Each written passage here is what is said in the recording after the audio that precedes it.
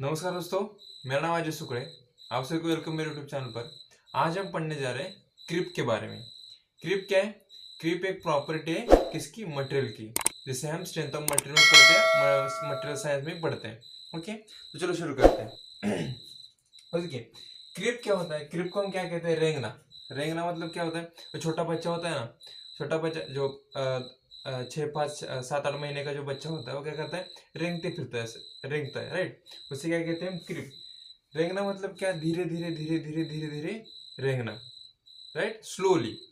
एक जगह से दूसरी जगह वो क्या करता है? ऐसे स्लोली स्लोली रेंगते हुए चला जाता है। वैसे हमारे प्रॉपर्टी, मटेरियल की प्रॉपर्टी क्रिप, जो मटेरियल में भी हमें दिखाई पड़ती है। देखिए क्या कहता है क्रिप। क्रिप कहता है कि permanent deformation which is recorded. क्या कह रहा है? परमानेंट डिफॉर्मेशन मतलब जब बॉडी के ऊपर वो क्रिपिंग हो रही होती है तब परमानेंट डिफॉर्मेशन होता है। वो वापस अपने इनिशियल पोजीशन पे नहीं आ सकता। एक बार वो स्ट्रेन हो गया, मतलब उसकी लेंथ बढ़ गई, तो उसकी लेंथ बढ़ी गई, वो फिर अपने वापस पोजीशन पे नहीं आता। Permanent deformation which is recorded. Recorded मतलब देखा जाता है, रिकॉर्ड किया जाता है सॉफ्टवेयर पे। विथ पैसेज ऑफ टाइम मतलब समय के साथ साथ, थोड़े थोड़े समय के साथ साथ क्या किया जाता है? उसे रिकॉर्ड किया जाता है। At constant loading. Constant loading, देखिए कांस्टेंट लोडिंग क्या होता है कि हम क्या करते हैं? सेटअप कैसा होता है? देखिए क्रिप का क्या होता है कि एक क्रिप जो मटेरियल होता है वो एक फर्नेस में होता है, फर्नेस के अंदर। अब फर्नेस के अंदर रखा जाता है उसे, उसको नीचे से एक कांस्टेंट लोड दिया जाता है। कांस्टेंट लोड का मतलब है कि 5 kg का होगा, 10 kg का होता है, मतलब उस मटेरियल को आप कितने लोड पे टेस्टिंग करना चाहते हैं, कितना लोड वो सह सकता है, आपको कितने लोड पे उसे टेस्टिंग करना है, उस पर डिपेंड होता है कि आप कितना लोड लगाते हो वहां पर, राइट। देखिए कांस्टेंट लोडिंग मतलब उसे पैसेज के टाइम के साथ साथ क्या कर रहे हैं? हम उसे कांस्टेंट रख रहे हैं, उसमें लोड में कोई चेंजेस नहीं है। एक बार लोड लगा दिया उस पर, तो वो आपको डिजायर्ड कहाँ तक, आपको उसे कितने टेम्परेचर तक, उस बॉडी का कितना टेम्परेचर बढ़ जाए कि वहां पर कांस्टेंट लोडिंग के अंदर आपको उतना डिफॉर्मेशन मिल जाए, राइट। देखिए मैं इसे अच्छी तरह से समझाता हूँ आपको। Total creep deformation continues to increase with time. समय के साथ साथ क्या हो रहा है? क्रिप मतलब डिफॉर्मेशन क्या हो रहा है? बढ़ता चला जा रहा है। अब देखिए ग्राफ से देखते हैं हम इसका डेफिनेशन के मीनिंग क्या करते हैं, ग्राफ से देखते हैं। अब देखिए मैंने क्या किया, एक मटेरियल लिया, उसे फर्नेस के अंदर रख दिया।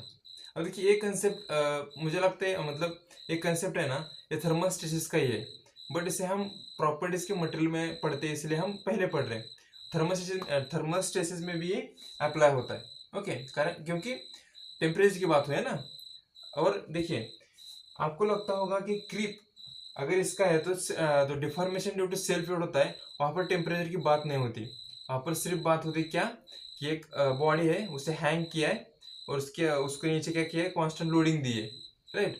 लोडिंग दी है, वहां पर टेम्परेचर की बात नहीं होती। Deformation due to self weight, वहां सेल्फ वेट की वजह से डिफॉर्मेशन हो रहा है। यहाँ पर हम क्या कर रहे हैं? कांस्टेंट लोडिंग, उसको नीचे से कांस्टेंट लोडिंग, एक मटेरियल है, मटेरियल को फर्नेस के अंदर हैंग किया है, उसका साइड में क्या किया है? टेम्परेचर है, टेम्परेचर मेंटेन किया हुआ है। अब उस टेम्परेचर को हम क्या कहते हैं? सॉरी, उस टेम्परेचर को हम बाद में पढ़ते हैं, थोड़ी देर में हम पढ़ने वाले हैं इसको। अब देखिए मटेरियल को फर्नेस के अंदर रख दिया, अब फर्नेस का टेम्परेचर बढ़ रहा है, मतलब फर्नेस का टेम्परेचर मेंटेन किया है, कितने टेम्परेचर का आपको चाहिए। अब नीचे क्या किया है? उसे नीचे क्या किया? हैंग किया है उसे। हैंग हैंग मतलब कि नीचे मटेरियल को एक हैंग किया है, हैंगर लगा है, और हैंगर पे आपने लोड रखा है। आपको कितना लोड तक उसे डिफॉर्म करना, मतलब कितना। अब देखिए ब्रिज का एग्जांपल लेते हैं। ब्रिज के ऊपर आप खड़े हो गए, ओके। अब जो समर में देखिए, समर में क्या होता है? ब्रिज का टेम्परेचर बढ़ता है, मतलब टेम्परेचर जो सराउंडिंग का टेम्परेचर, एटमोस्फेयर का टेम्परेचर बढ़ने की वजह से क्या होता है? मटेरियल का भी टेम्परेचर बढ़ेगा, राइट। अगर आप उस बॉडी पे खड़े होंगे, एक कांस्टेंट लोडिंग, आपकी कांस्टेंट लोडिंग होगी, राइट। आप 75 kg के हो और आप क्या कर रहे हो? उस बॉडी में, जो बॉडी में टेम्परेचर बढ़ रहा है उसके ऊपर, उस बॉडी के ऊपर आप खड़े हो गए। अब क्या हो रहा है? जितने टाइम तक आप उस पर खड़े होंगे, तो देखिए उसमें डिफॉर्मेशन कैसे बिहेव करता है वो हम यहाँ पर निकालते हैं। ओके, अगर आप एक ब्रिज है या एक कहीं पर भी आप खड़े हो और टेम्परेचर, सराउंडिंग का टेम्परेचर लगभग मान लीजिए 36 है, ओके 36। राजस्थान में जाइए, राजस्थान में कितना होता है? 46 के आसपास जाता है। अब वहां पर तो टेम्परेचर ज्यादा है, अगर वहां के मटेरियल पे आप वहां पर मटेरियल ले जाओगे, वहां के ब्रिज पे अगर आप खड़े होंगे, राजस्थान में जो ब्रिज है, तो वहां पर आपका कांस्टेंट लोड हुआ, आपका तो कांस्टेंट लोड है ना खुद का 75 kg का। अब वहां पर आप खड़े हो गए उस मटेरियल पे, अब मटेरियल पे जितने देर तक आप खड़े होंगे तो आप उस बॉडी के अंदर आपको बिहेवियर देखने को मिलेगा, वही बिहेवियर हम उसे क्या कहते हैं, क्रीप कहते हैं। ओके, तो देखिए ग्राफ, अब आपने क्या किया, मटेरियल लिया, मटेरियल के ऊपर आपने लोड लगाया। जब आप लोड लगाते हो ना, जब लोड लगाते हो तो उस लोड की वजह से पहले तो क्या होगा, इलास्टिक डिफॉर्मेशन होगा, मतलब बॉडी इलास्टिक लिमिट तक जाएगी। डिफॉर्मेशन होना है परमानेंट, यहाँ पर क्या कहता है, परमानेंट डिफॉर्मेशन है ना। तो मुझे अगर परमानेंट डिफॉर्मेशन करना है तो पहले परमानेंट डिफॉर्मेशन हो रहा है, मतलब पहले इलास्टिक लिमिट तक जाना पड़ेगा, राइट। तो यहाँ पर हम पहले क्या करें, जैसे ही लोड लगाया उस बॉडी की इलास्टिक लिमिट तक चला गया, पहले उस कांस्टेंट लोड की वजह से बॉडी क्या हो गया, इलास्टिक लिमिट तक चला गया, राइट। डिफॉर्मेशन क्या होगा, इलास्टिक लिमिट तक। फिर क्या हुआ कि जैसे जैसे उस कांस्टेंट लोडिंग की वजह से उस आपने टेम्परेचर मेंटेन किया हो, यहाँ पर टेम्परेचर बहुत इंपॉर्टेंट है, टेम्परेचर की वजह से यहाँ पर सब ये सब चल रहा है।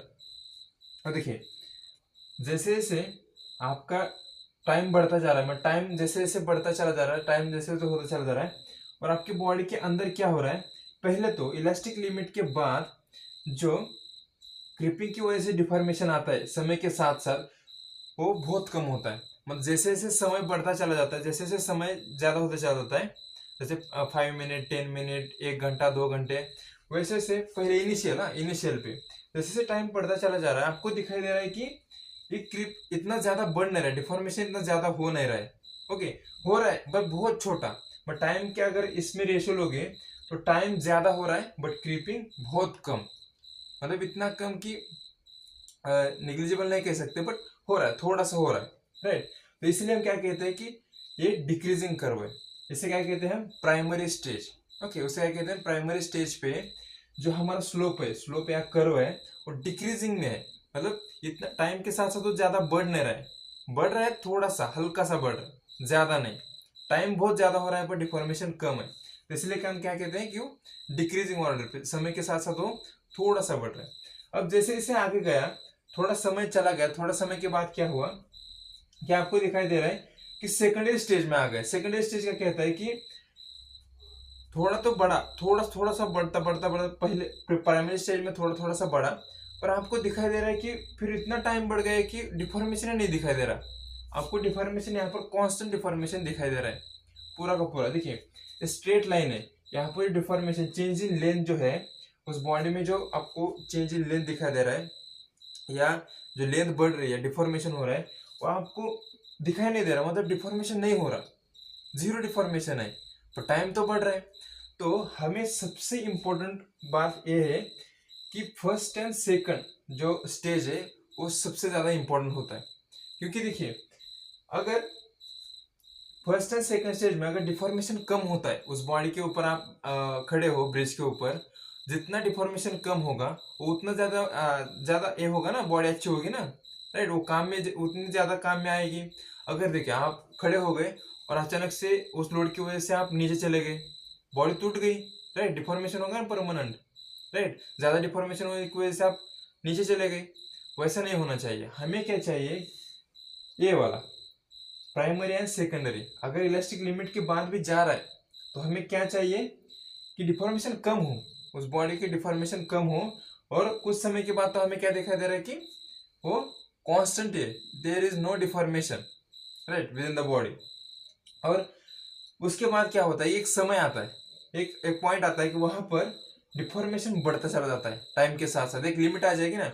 आप भी किसी चीज को कितना सस्टेन कर सकते हैं, एक लिमिट होती है, राइट, आप कितना सह सकते हैं एक बॉडी को, एक अगर आपको कहा जाए कि आप थप्पड़ खाओ सर के, आप कितना थप्पड़ खा सकते हो, मतलब जो टीचर का मार कितना खा सकते हैं, एक लिमिट तक, राइट।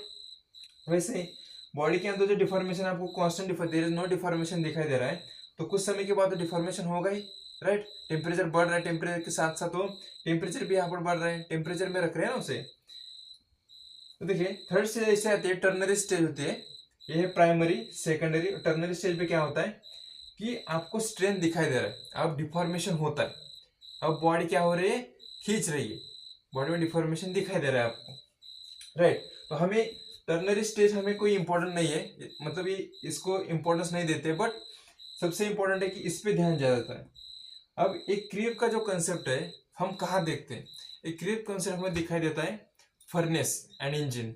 जो फर्नेस एंड इंजन होता है ना, वहां पर हमें बहुत जरूरत होता है। फर्नेस में क्या होता है, टेम्परेचर है, हम कोल को या किसी भी चीज को हम क्या करते हैं, ब्लो करते हैं ना, उसको क्या करते हैं, ब्लेज करते हैं, फायर करते हैं।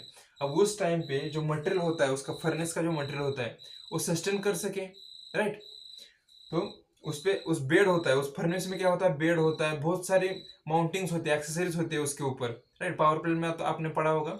तो वहां पर एक्सेसरीज जो होते हैं उसकी वजह से उस बॉडी के जो कांस्टेंट वेट है ना, वो तो कांस्टेंट वेट है, ऊपर जो बेड बेड हो या उसके ऊपर एक्सेसरीज हो, जो है वो परमानेंट लोड है, मतलब सॉरी, जो कांस्टेंट लोड है उसकी वजह से उस फर्नेस में क्या चेंजेस आते हैं, वहां पर टेम्परेचर है, ज्यादा टेम्परेचर होता है। फिर इंजन, इंजन की जो माउंटिंग्स होते हैं, वाल्व्स होते हैं, या जो उसका सेटअप होता है, तो वहां पर भी वो कांस्टेंट लोड है उस इंजन में, राइट। उसकी वजह से क्या डिफॉर्मेशन आता है, तो उसके बेसिस पर हमें ये जो क्रीप है वहां पर यूज किया जाता है। अब देखिए सबसे ज्यादा यहाँ पर अगर हमें फैक्टर अफेक्टिंग, इस पे क्रीप पे सबसे ज्यादा फैक्टर्स क्या अफेक्ट करते हैं, इस पे ऊपर फैक्टर्स क्या अफेक्ट करते हैं, पहला तो लोड, आप लोड कितना लगा रहे हो, मैग्नीट्यूड ऑफ लोड। दूसरा होता है कि कितने समय तक आपके घर, कितने टाइम तक, कितने टाइम तक आप क्या उसको देख रहे हो, राइट। ऑब्जर्वेशन कितने टाइम तक करना चाहते हैं आप, राइट। तीसरा है टेम्परेचर। अब मैं पहले से ही बोलता आ रहा हूँ कि टेम्परेचर टेम्परेचर टेम्परेचर। अब देखिए हमें सबसे ज्यादा डिफॉर्मेशन कहाँ देखने को मिलता है, हमें सबसे ज्यादा डिफॉर्मेशन देखने को मिलता है एट एलिवेटेड टेम्परेचर। जितना ज्यादा टेम्परेचर होगा उस बॉडी के अंदर जो एटम्स होंगे क्या करेंगे, टेम्परेचर बढ़ने के साथ साथ क्या होते हैं, वो बॉडी के अंदर जो एटम्स होते हैं वो मूव होते हैं, उसके अंदर का कोहेसिव फोर्स या अट्रैक्टिव फोर्स क्या होता है, कम होता चला जाता है ना। बॉन्डिंग, उसके अंदर जो बॉन्डिंग होती है एटम्स के अंदर, वो क्या होता है, मॉलिक्यूल्स के अंदर वो कम होता चला जाता है। तो इसी वजह से उस एलिवेटेड टेम्परेचर पे क्या होगा, एलिवेटेड टेम्परेचर क्या होगा, ज्यादा टेम्परेचर की वजह से उसके अंदर की जो स्ट्रेंथ होगी उस मॉलिक्यूल्स की, बॉडी के अंदर स्ट्रेंथ क्या होगी, कम हो जाएगी। और उसके साथ साथ उस बॉडी की जो इलास्टिक कांस्टेंट है, यंग्स मॉडुलस होगा, बल्क मॉडुलस होगा, या पॉइजन रेशियो होगा, वो सारे के सारे उस बॉडी के जो इलास्टिक कांस्टेंट है वो भी कम होते चले जाते हैं, क्योंकि टेम्परेचर बढ़ता चला जा रहा है ना।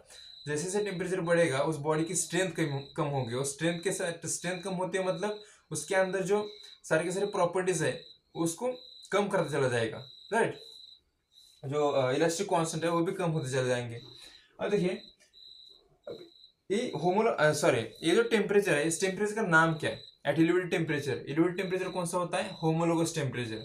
अब होमोलोगस टेम्परेचर क्या है, देखिए होमोलोगस टेम्परेचर होता है, इसे हम इंडिकेट करते हैं TH से। होमोलोगस टेम्परेचर होता है मटेरियल टेम्परेचर जिस टेम्परेचर पे आप अभी काम कर रहे हो, मतलब किस टेम्परेचर पे आप अभी उस फर्नेस के अंदर कितना टेम्परेचर है, per unit melting point of that material, okay. Melting point of that material, उस फर्नेस के अंदर आपने कितना टेम्परेचर मेंटेन किया हुआ है, per unit melting point of that material. उस मटेरियल का टेम्परेचर मेल्टिंग पॉइंट कितना है, और आपने फर्नेस में कितना टेम्परेचर आपने रखा हुआ है, उसे क्या कहते हैं, होमोलोगस टेम्परेचर। अब होमोलोगस टेम्परेचर कितना हो कि वहां पर हमें क्रीप दिखाई दे, और देखिए हमें होमोलोगस टेम्परेचर चाहिए, होमोलोगस टेम्परेचर कितना चाहिए, half of the melting point. हमें कितना चाहिए, half of the melting point. उस बॉडी के मेल्टिंग पॉइंट जो होता है उससे हमें उसके हाफ में उस बॉडी के मेल्टिंग पॉइंट, उस half of the melting point उतना हमें होमोलोगस टेम्परेचर पे, उसे हम क्या कहते हैं, होमोलोगस टेम्परेचर। और उस टाइम हमें क्रीप दिखाई देता है, मतलब ज्यादा से ज्यादा क्रीप दिखाई देता है, ज्यादा डिफॉर्मेशन हमें दिखाई देता है होमोलोगस टेम्परेचर पे।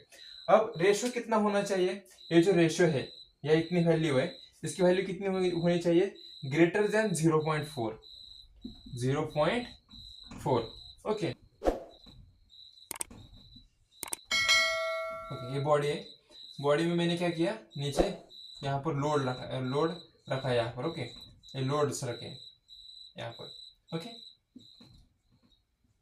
लोड्स रखे, अब मैंने इसे हैंग किया है। और यहाँ ऊपर आपको क्या दिखाई देगा, यहाँ पर आपको ऊपर फर्नेस दिखाई देगा, इसके ऊपर यहाँ पर ऐसे ऐसे करके फर्नेस। तो फर्नेस में आप क्या कर रहे हो, टेम्परेचर मेंटेन कर रहे हो और ऑब्जर्वेशन कर रहे हो, लोड कांस्टेंट दिया है। अब इसके अंदर क्या यहाँ पर क्या ऑब्जर्व होगा आपको बॉडी के ऊपर, देखिए बॉडी में